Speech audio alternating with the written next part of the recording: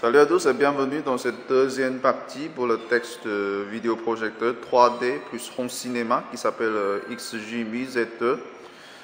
Donc là on est en train de projeter un film Full HD sur un écran plus grand que 150 pouces je crois. Et là je ne suis pas un expert pour le home cinéma, mais d'un point de vue amateur comme le mien, moi je dirais j'aime bien ce que je suis en train de voir parce que là je ne suis pas sûr pour la caméra parce que peut-être la caméra n'est pas capable d'enregistrer la nuance, aussi le contraste de couleurs, mais aux yeux nus, ça c'est vraiment agréable. Les couleurs c'était très vives. Ensuite, la luminosité, c'est juste ce qu'on attend pour un grand écran de 7/9. C'est pas très piquant du tout.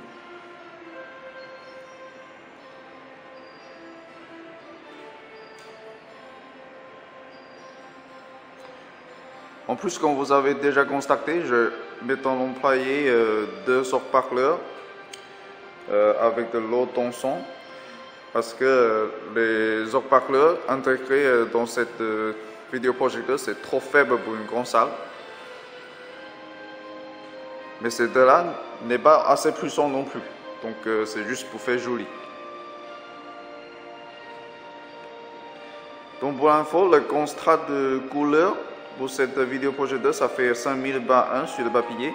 Et aussi sans oublier que l'ampoule, la puissance de luminosité, ça fait le 1200 lumens.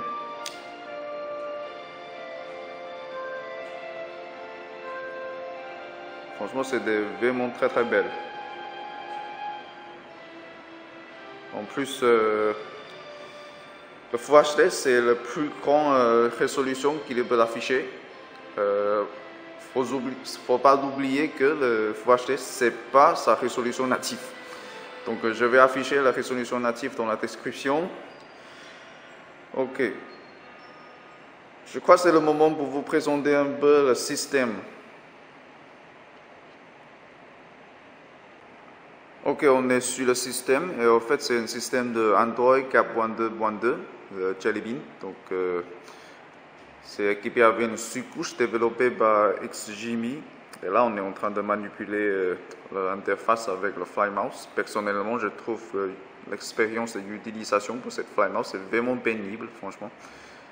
Même si que le point 2, ça fonctionne plutôt bien pour le positionnement, mais ça coupe de temps en temps. En plus, le bouton de confirmation, c'est loin d'être réactif. Donc si vous avez un combo souris, clavier sans fil, il faut absolument utiliser pour cette vidéoprojecteur. Ok, sur le premier batch, on a tout ce qui est de vidéo en streaming et aussi le film. Mais malheureusement, on n'a pas de connexion internet, donc ça ne sera pas texté dans notre texte. Et pour le deuxième batch, on a tout ce qui est de connectique, HDMI, TV out, VGA et aussi le dongle, etc. Et sur la troisième batch, je trouve que c'est un peu bizarre qu'ils mettent le troisième batch pour la configuration. Mais là, à part de toute cette configuration basique, on a aussi le droit à modifier la préférence pour la vidéo par exemple.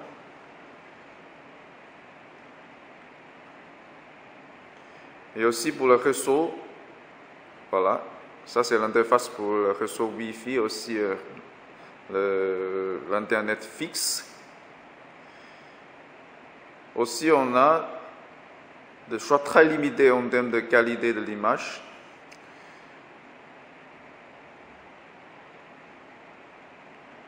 Ok, pour le quatrième batch, ça en fait c'est une spécialité pour cette vidéoprojecteur. C'est une application qui s'appelle uConsole qui vous permet d'utiliser votre smartphone et votre tablette, donc une télécommande pour cette vidéoprojecteur. Mais moi personnellement j'avais texté plus que 100 fois, j'exagère rien, parce que je suis un peu énervé parce que cette application ne marche pas. Ça ne marche pas dans mon smartphone ni sur ma tablette. Donc ça, c'est à exclure encore dans notre texte. Ça, c'est bien dommage, même si que je suis l'actualité sur le forum officiel et j'ai appris qu'ils sont en train d'améliorer tout ça, mais ça va venir très lentement. Alors, la dernière bâche, c'est pour afficher toutes les applications installées. Donc, heureusement, il est compatible avec le Google Play. Donc, Google Play, c'est disponible.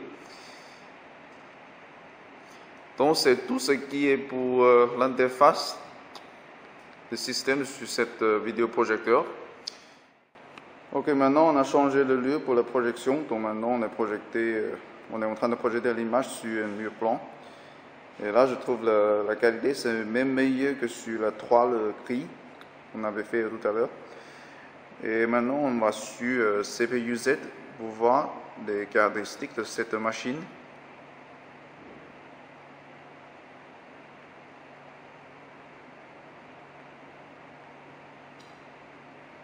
Là, comme je vous ai dit déjà, le Fly Mouse, c'est pas tourné. Ok, sur CPU-Z, il dit on est sous un SoC de ARM Cortex A9, c'est un CPU de double cœur, dont le pouce graphique c'est Mali 400MP.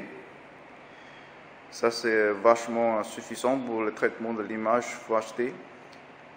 Ok, pour plus de détails, le modèle de processeur, ça c'est M-Star Google TV, ça c'est une puce pour la plupart de Google Smart TV qui sont disponibles dans le marché. Et le système c'est 4.2.2 de Android Jelly Bean. Et la résolution native c'est 1280 par 800. Donc ça donne une densité de pixels native de 160, un peu faible. Mais pour la projection, il peut s'étendre jusqu'à Full HD. En plus, pour le RAM, ça fait 1 Go. Et le mémoire interne, ça fait 2 Go. Donc pour la mémoire interne, je trouve que c'est un peu limité. Mais heureusement, ils ont un emplacement de micro SD pour recomposer ça.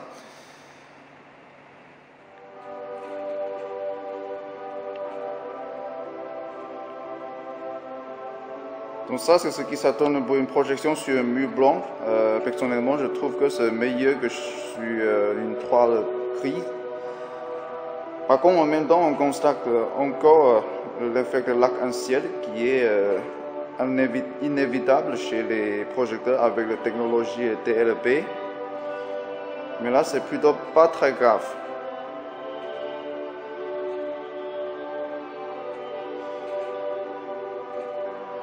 Et pour info, cette vidéoprojecteur est équipé d'une pousse miroir de Texas Instruments. Donc c'est pour ça qu'il donne une image tellement bluffante. Et en plus, grâce à ce système customisé par XGMI, on peut convertir n'importe quelle vidéo 2D à vidéo 3D. Donc, il vous suffit de convoquer le menu comme c'est ici. Ensuite, on sélectionne sur 3D mode. Donc là, on a le choix pour le mode d'affichage. Ça, c'est le top-down qui va diviser l'image par heure. Et là, il faut porter la lunette 3D pour avoir la sensation de relief 3D. En plus, il peut aussi convertir la vidéo 3D en 2D.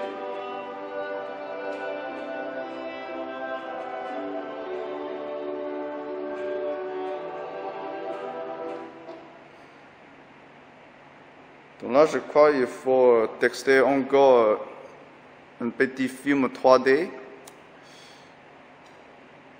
Donc là, pour ce fait, moi je vais chercher un film stocké dans mon disque dur. Et En fait, ce vidéoprojecteur est capable de détecter le format d'affichage pour le 3D.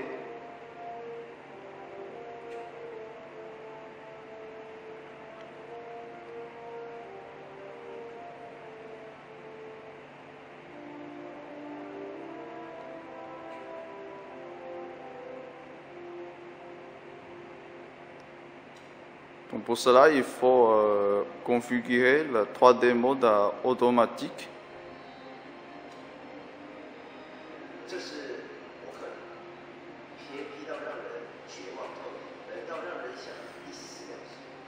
Voilà.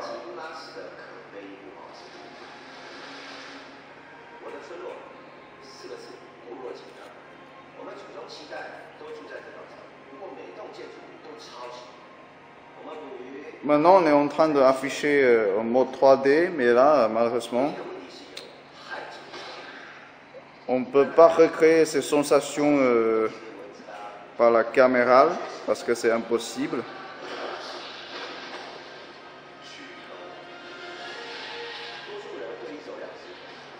Mais là, je vous assure que quand on regarde ça avec la lunette 3D actif, c'est vraiment magnifique.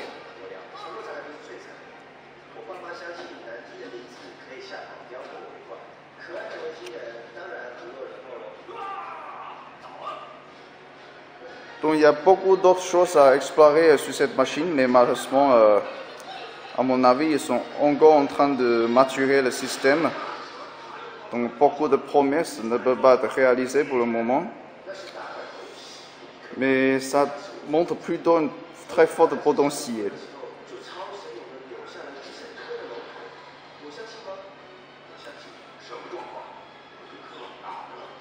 Je crois que c'est le moment que je vous présenter mes avis sur cette machine.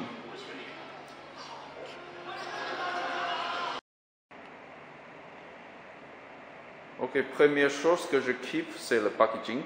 Parce que là, on a des nappes très épais pour protéger cette machine délicate. Surtout pour l'ampoule, c'est pas rigolo. Donc bravo pour le packaging. Alors, deuxième chose à kiffer, c'est la machine. Surtout, c'est le matériel et le design. Parce que là, c'est plutôt original. En plus, le matériel utilisé, c'est plutôt haut de gamme. Et pour les connectiques, on a tout ce qu'il faut pour réaliser la fonction de home cinéma. Donc, c'est du sérieux. Et le troisième à aimer, c'est le lentille. Parce que là, il est équipé d'une pousse miroir de Texas Instruments. Donc, c'est pas du tout cheap. Mais ça donne ce qu'il faut. Et la lunette 3D active, je trouve c'est plutôt sympa parce que c'est léger pour une chose, en plus c'est élastique, donc très confortable à porter. En plus, on a une très bonne visibilité de l'image. En plus, ça vient avec une étui et une serviette pour le nettoyage de lentilles. C'est plutôt sympa. Et le Fly Mouse, c'est un échec total pour ce produit parce qu'à mon avis, pour une chose, le matériel, ça fait cheap déjà. C'est tout en plastique pas très tenu. Et ensuite, c'était vraiment pénible pour utiliser cette Fly Mouse pour la manipulation. Sans oublier que le positionnement, ça coupe de temps en temps et aussi le bouton n'est pas très réactif. Donc, vaut mieux que vous utilisez un combo clavier souris sans fil pour le vidéoprojecteur.